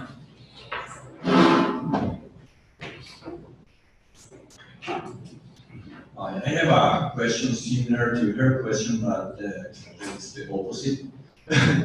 Should we think of the issue of minimum wage labor being paid at those rates as an externality because there are so many other policies and welfare sort of setups that kind of subsidize the operations of those small firms that you talked about? And then the other question I had, which is, anybody doing any paper taking first order conditions should be freaking out right now because your marginal productivity doesn't meet the wage rate there. But my question is, if minimum wage workers are being underpaid because they haven't been rewarded for their productivity increases, who is being overpaid? Is it older labor, or is it capital owners, or who's getting the change there? Thank you. jumping up. Yeah, on the second question, if you go on the website of NELP, National Employment Labor Project, NELP, or whatever it is, you will see a list of the fast food executives and their salaries and how much they've gone up in years. It's quite a surprise how many fast food chains are owned actually by the same company, how concentrated they are, and how much executive compensation has gone up. And it's not clear that their marginal product has gone up by that amount. So I would say we're in a period where, and people like Joe Stiglitz have been arguing this a lot too, that we're not in a competitive economy where people get their market productivity. We're in an economy where there's a lot of rents. There's always some market power that also goes along with any market transaction. And it's been, those rents have been increasing for people at the very, very top, not just the shareholders, but especially the managers, the top managers of big corporations. I'm going to duck on your second question because I don't quite understand it. I'll let David handle it. I'll do the same. So,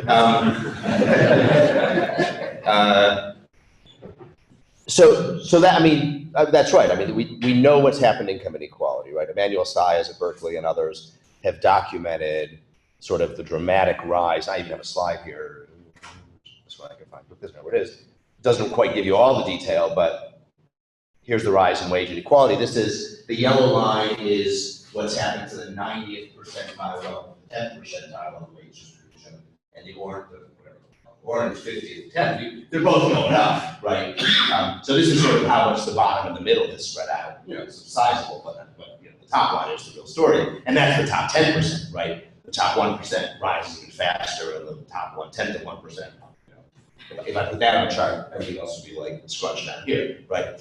So that's clearly happened. And I, you know, this is a moral judgment, you know, is that, should an economy be like that? Probably not, it seems a little obscene to me. But again, the question, and this goes to what you're saying, you know, that doesn't mean that raising the minimum wage doesn't have adverse consequences, right? I could be rich, but if the price of gasoline goes up, I still might buy a Prius, right? You know, so you can, you know, if you're worried about inequality, yes, we want to move some of that income from the top to the bottom, whether it's through the EITC, through strengthening unions, you know, through better investments in education. I mean, there's a lot of things you can do. Minimum wage is sort of one of the easiest and simplest ones, and politicians will love it because it doesn't show up in the budget, right? No one has to say how, because now in Congress you can't do anything.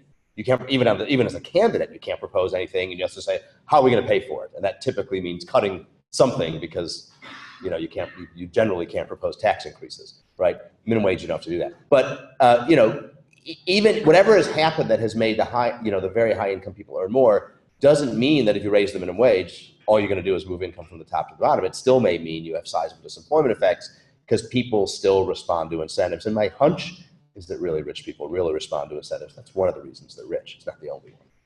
So I think it's important to separate those issues. Inequality is a real problem. We should be thinking very hard about what to do about it. But that doesn't mean policy X out of a broad menu of policies is the right way to do it. And I mean, we disagree about the minimum wage. I imagine we agree on a lot of the other things that would help address it. And then obviously, it's by no means, it's not a panacea. It's by no means the solution. It's probably, even if you're very friendly to minimum wage increases, you probably don't even think it's a major part of the solution. Okay, I think we're gonna have closing statements. Just 7 minutes. Is there an order here? I could flip a coin. You want to go first? I went first, and he should go last. That makes sense. Fair enough? Sure. Okay. I mean, unless you want to go. Go. We flip the slides though, because I don't know exactly sure how to do it. But while that's happening, let me say that there are some very rigorous studies that have been done by David Otter, Alan Manning, and I forget his name, Chris Smith, showing that the decline in the real value of the minimum wage is a major cause of rising inequality at the bottom. It's not just a conjecture, it's actually the case. So if you can't do anything, I'm not saying it's going to help with the differences at the very top, with the CEO pay and so on, that has to be dealt with through other policies.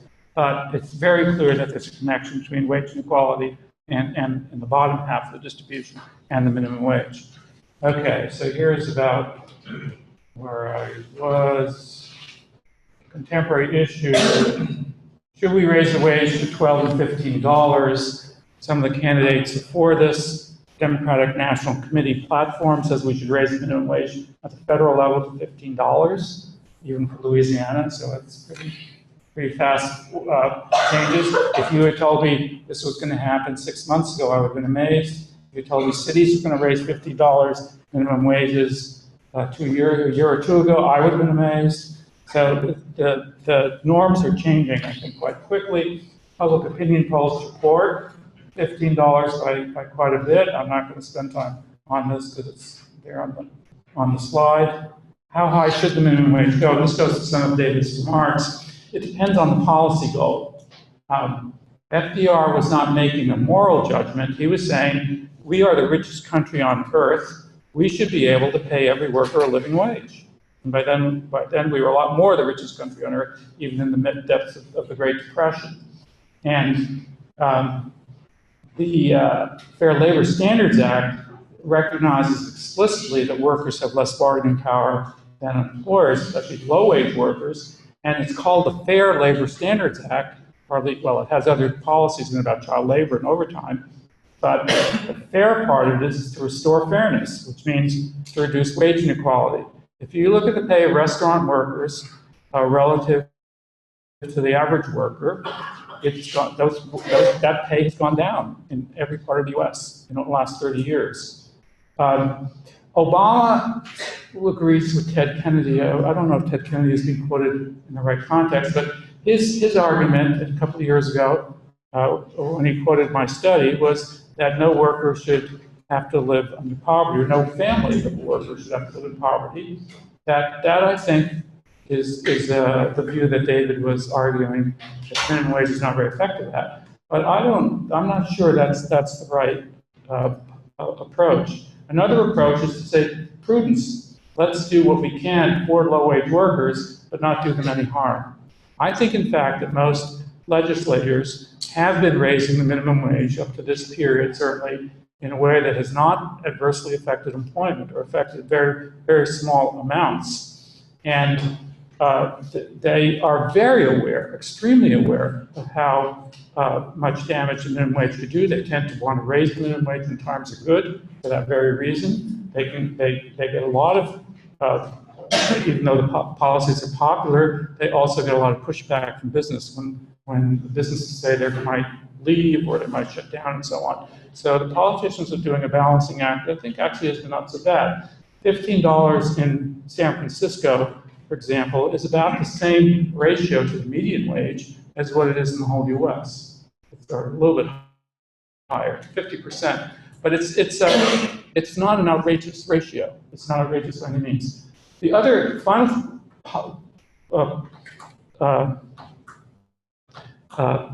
possible purpose of the living wage, of the minimum wage, is to resurrect it as a living wage. That's what these various Raise the Wage coalitions are saying, and they're saying that's about $15. That's a reference point, a focal point. It's not necessarily really the same in every city or in every part of even rich states. I think a lower rate might be better in some parts of New York State or some parts of California, but that's kind of the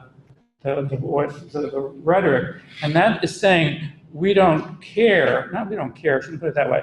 If there are harmful economic consequences, but the benefits may still be outweighing the costs. And that depends, as David could tell you too, on various labor demand, the wage elasticity and the employment elasticity of the minimum wage. If the workers who are getting the big wage increases are getting a lot more than the workers who are getting disemployed or losing, that could still be a huge benefit to the minimum wage, low wage community. It's a good exercise for your intermediate economics class to figure that out. And I think that's what the living wage movement is saying, that the benefits so far, they do outweigh the costs. So yeah, here's 2 minutes, that's fine. Here's a distribution of where the minimum wage has been relative to median wage. Aaron DeBay provided for me, my co-author. And you can see that we've had some states in the past where it's been above 60%. Before 2014, the new San Francisco wage was just about 50% or 15. And Seattle and LA so far the outliers as compared to their local wages, but they're not going to be higher, much higher than what's true in France and Germany and the UK, which are not as affluent as we are. And so I think we can do it. Continuing controversy, all this technical stuff, we're going to skip. Automation, I've done. The scale effect, I know it's true that when prices rise, input demand falls. I wasn't forgetting that. We're omitting it, it's just us saving it in this part of the program. And, but you have to look for the economy as a whole also at how wage increases increase purchasing power for people who spend all that they get in increased income. In fact, they often spend more than they get because they go into debt to buy a used car, say. And when that happens, and you estimate how much that effect is compared to the scale effect of reduced sales, as I've done for the city of Los Angeles for my study, and I've simulated down for the US as well, the scale effect and the community benefits, spending effect, more or less offset each other.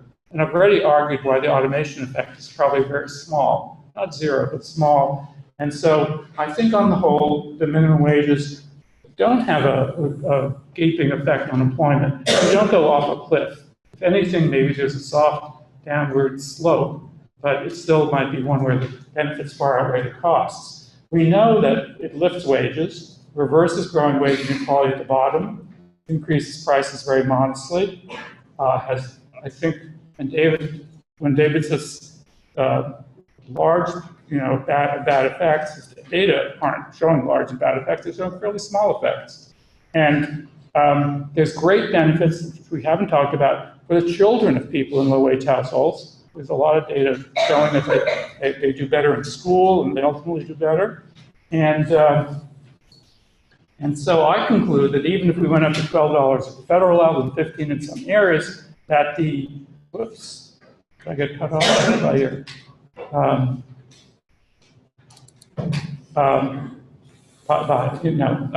That's still, I'm more optimistic about the effects of those policies than many people are. And I guess that's my last slide. So, yeah.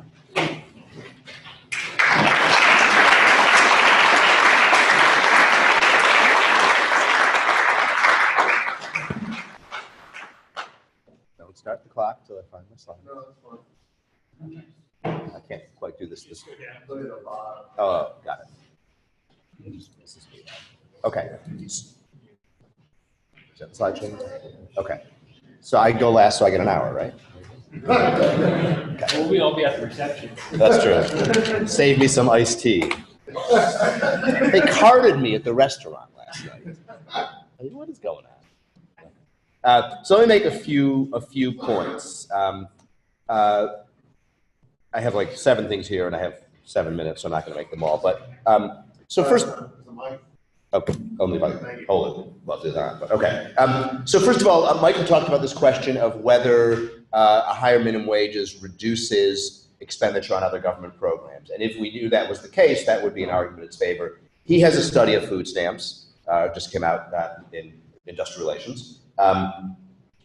That paper again gets that result from the same specifications that give you no disemployment effects, and other than that, it's not nearly as clear. So again, I'm not saying it's right or wrong, but there's a lot that hinges on that choice of sort of using the, bordering states, bordering counties, or states within the same census division or whatever, all this technical stuff that we really haven't been able to discuss adequately.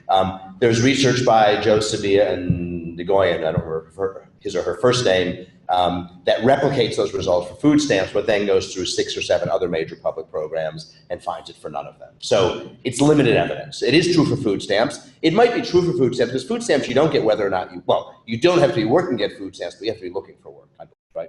Under Perora. So food stamps should be more tied to the minimum wage, right? Because you have this whole sort of people who've just left the labor market, given up on finding jobs, or have been there for a long time. It's kind of irrelevant for them.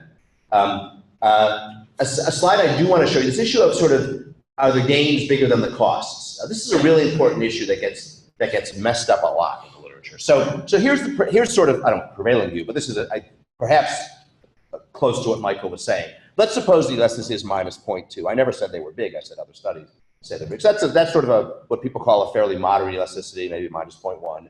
And let's suppose the minimum wage goes up by 10%.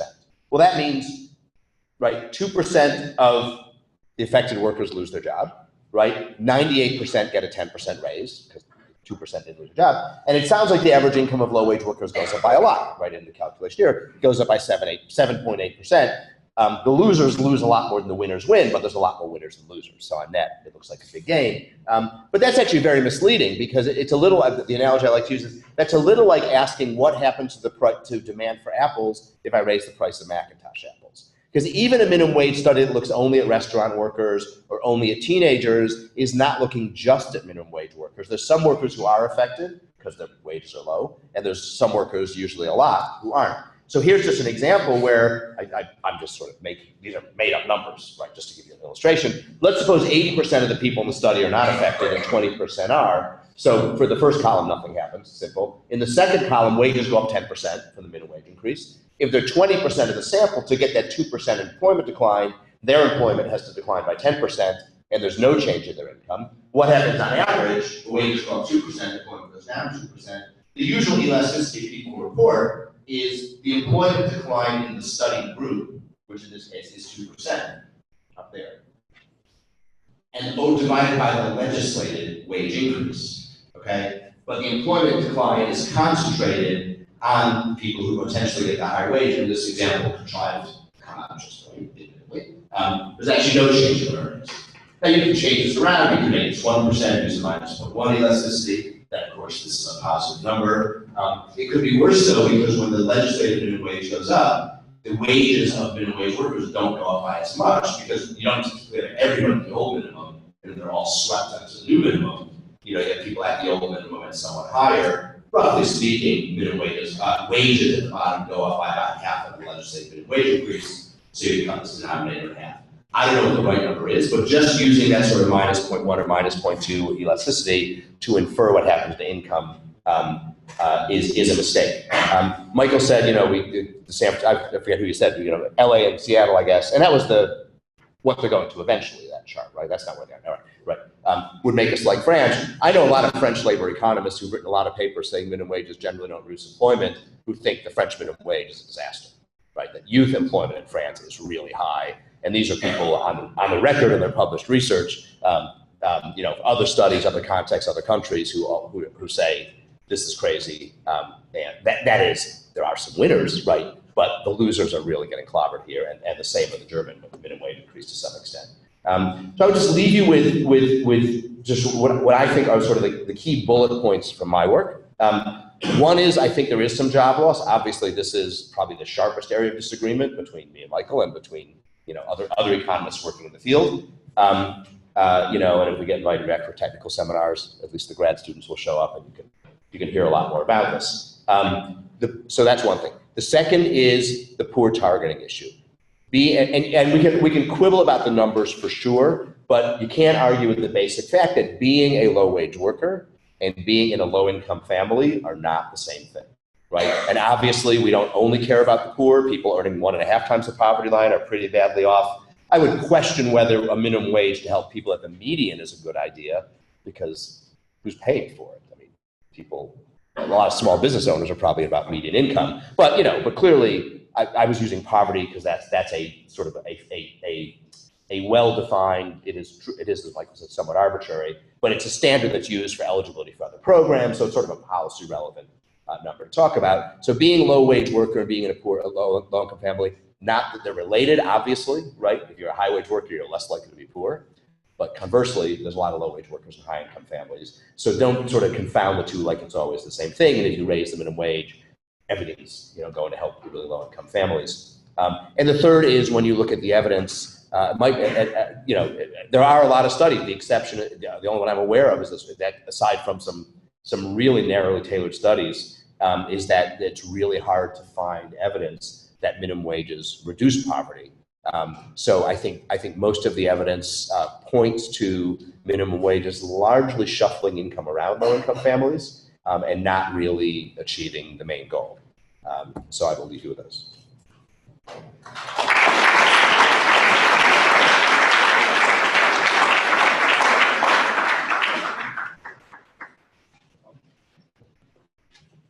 Okay, well, it's been a fantastic evening. We appreciate everyone coming out. I wanted to mention, you know, our benefactor of the evening came up earlier, Fred and Mary Koch Foundation. We are very grateful to them. We've been able to facilitate a lot of meaningful debates through our grant from the Fred and Mary Koch Foundation. We take students to the Dallas Federal Reserve every year to participate in the Economic Scholars Program. Colin's one of the folks that did that last year. We wrote a really meaningful paper on our K-State Student Price Index, which is one of the big events while I'm on TV. One of the big events the Econ Club does every year. And keep an eye out for that. We're going to be releasing the Student Price Index again in about, 3 weeks from now, 3 weeks from yesterday on the 21st, I believe, of October. So that's one of our next big Econ Club events. We are having our reception at Wahoo. Our officers do have tickets. If you don't have one, you might make a friend with an officer and try and get invited to the reception, where iced tea will be provided by the club. And some folks may choose other options, but that's up to you. So let's thank both of our speakers for an excellent evening.